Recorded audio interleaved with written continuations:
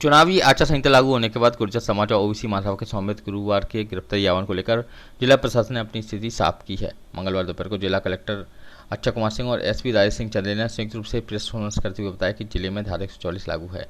ऐसे में social media platform सहित अन्य स्थानों पर किसी को भी बिना अनुमति के धरना प्रदर्शन जुलूस रैली आदि की परमिशन नहीं दी जा सकती।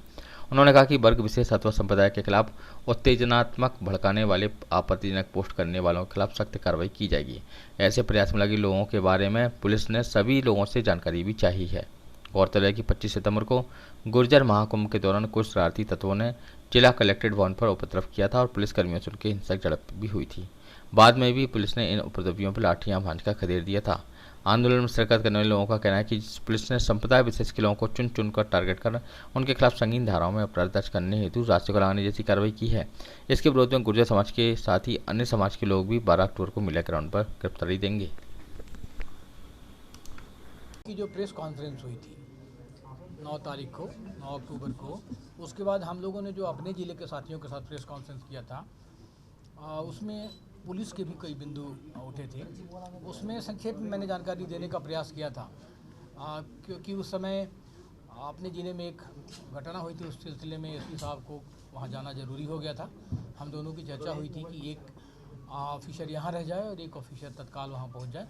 मैं भी बाद में वहाँ गया था, पर एसपी साहब को तत्काल वहाँ जाना पड़ा था इस वजह से। अन्यथा हम लोग ऐसे प्रेस कॉन्फ्रेंस दोनों साथ ही करते हैं और कल तो और विशेष रूप से अपेक्षित रहता है निर्वाचन की घोषणा के दिन। तो जो पुलिस के बिंदु जो कुछ और चर्चा विस्तार से अगर की जानी हो वो चर्चा आज कर सकते हैं, क्योंकि आप लोगों की ही ये इच्छा थी कि कुछ और बिंदु जिसमें विस्तार से जानकारी चाहिए होगा उसमें अलग से हम लोग कुछ पूछना चाहेंगे तो वो कर लेंगे। एक और प्रसंग है 12 अक्टूबर के तथाकथित कॉल के संबंध में। लोगों ने अलग अलग तरीके से कॉल करने की कोशिश की है और बहुत लोगों ने उससे दूरी भी बनाया है और उन्होंने सार्वजनिक तरीके से कहा भी है, व्यक्त भी किया है कि वो इसके भाग नहीं है। उस संबंध में लगातार अलग अलग सेक्शंस के लोग आ रहे हैं और उस समाज के लोग भी आ रहे हैं जिस समाज का ये कार्यक्रम बताया जा रहा है।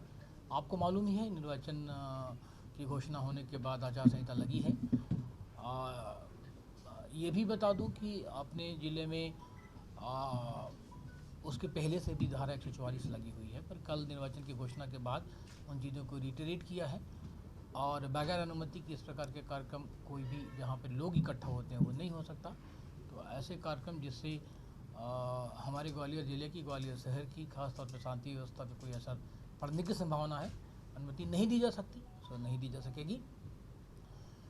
इसमें समाज का भी अद्भुत योगदान दिख रहा है। सब लोग अपने अपने स्तर से आ रहे हैं और ये कह रहे हैं कि हम इसके भागी नहीं हैं। वो अपील भी जारी कर रहे हैं कि जो भ्रम फैलाने वाले चीज़ें हैं उससे लोग दूर रहें।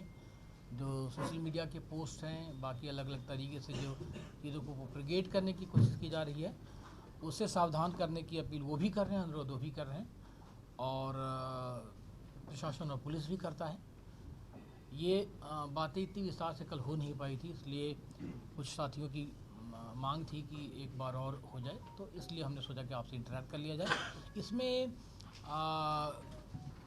थोड़ी देर पहले जैसा कि मैंने बताया कि डेलीगेशन अलग अलग आते मिलते रहता है और अलग अलग चीज़ें अपना पक्ष रखता है। कई लोगों को बाउंड ओवर किया है पहले से, जिन लोगों के आपराधिक रिकॉर्ड वगैरह हैं, और जो हमने जो बताया कि इसमें जो भ्रम है वो यही फैला रहे हैं कि बहुत सारे लोग 600-700 लोग अरेस्ट होने वाले हैं, इस तरह की बात है, जबकि इस तरह की बात नहीं है। इसमें वीडियो फुटेज और एविडेंस देख के ही कार्रवाई हो रही है। अभी तक अपने करीबन 16 आदमी गिरफ्तार हुए हैं इसमें और 23 आदमी गिरफ्तार हुए हैं और करीबन एक आदमी पे NSA की कार्रवाई हुई है। जो उसका आपराधिक रिकॉर्ड था उसके हिसाब से उस पर NSA की कार्रवाई हुई है और बाकी लोग जो चिन्हित हुए हैं उन पे उनकी गिरफ्तारी करने के लिए और उन पे कार्रवाई करने के लिए ज़रूर कोशिश कर रहे हैं। ऐसे भी कुल मिला के 20 लोग करीबन और हैं और इसके अलावा अन्य जो भी व्यक्ति इस तरह से नहीं जोड़ा जा रहा है कि किसी के नाम से जोड़ा जा रहा है, कि समाज की वजह से जोड़ा जा रहा है। अगर कोई आपराधिक कृत्य उसका पाया जा रहा है तो उस पर कार्रवाई की जा रही है। जहाँ तक एक स्पष्ट बात करने की बात है तो इसमें यही है कि कुछ गाड़ियाँ वहाँ पे जो मिली थी, उन गाड़ियों में से काफ़ी सारी गाड़ियाँ जिन्होंने लोगों ने क्लेम की, उन्होंने अपना आके एविडेंस दिया कि उनकी गाड़ी थी, वो किस वजह से वहाँ आए थे।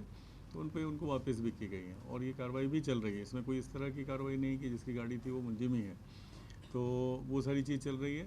और हम जो 12 तारीख की है, इसमें चूँकि चुनाव आयोग के भी निर्देश हैं, बिना अनुमति की कोई सभा होगी तो उस पर कार्रवाई की जाएगी। जो विधिक कार्रवाई बनती है वो बिल्कुल कार्रवाई की जाएगी, उसकी पूरी तैयारी और पर्याप्त संख्या में फोर्स और नाकाबंदी सारी की जाएगी।